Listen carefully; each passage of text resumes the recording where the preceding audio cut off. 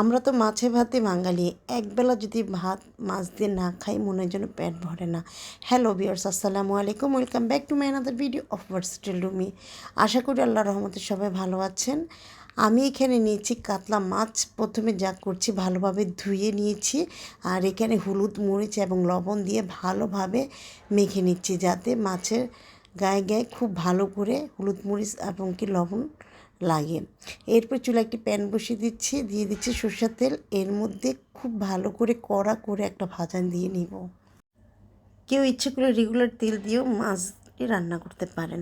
আজকে আমি খুব ভালোভাবে মাখা মাখা করে রান্না করব এই মাছটা।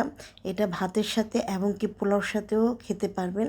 এরপরে কড়া একটা ভাজা হয়ে গেলে নামিয়ে ফেলছি। তেলের পরিমাণটা যদি বাড়াতে চান তাহলে বাড়িয়ে দিতে পারেন, আমার এই তেলে রান্না হয়ে যাবে। তারপরে দিয়ে দিচ্ছি পেঁয়াজ, এখানে দুটো পেঁয়াজ কুচানো দিয়ে দিচ্ছি তেলের মধ্যে।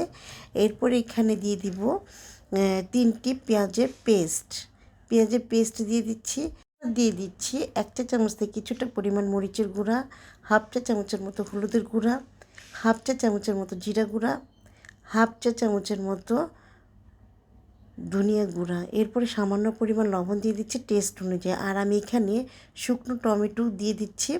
শুকনো এটা আমি হাতে করে নিয়েছি, আর ইচ্ছে করলে কেউ ডিরেক্টলিও টমেটো দিতে পারেন। এরপর আদা পেস্ট 1 চা চামচ, রসুনের পেস্ট 1 চা চামচ দিয়ে একটু ভালোভাবে কষিয়ে নিচ্ছি। আমি কিন্তু এটা শুকনা মানে ড্রাই টমেটো আর কি। এরপরে ভাজা মাছটা দিয়ে দিব, একটু সামান্য পানি দিয়ে কষিয়ে নিতে হবে। প্রথমে মশলাটুকু কষানোর পরে আমি যে কানসাটা মানে মাছের যে কানসাটা সেটা কিন্তু আগে দিয়ে দিচ্ছি, আর পেট এটাও ছিল, এগুলো আগে কষিয়ে নেওয়ার পরে তারপরে দিয়ে দিচ্ছি মাছ, ভেজে রাখা মাছটা দিয়ে দিচ্ছি।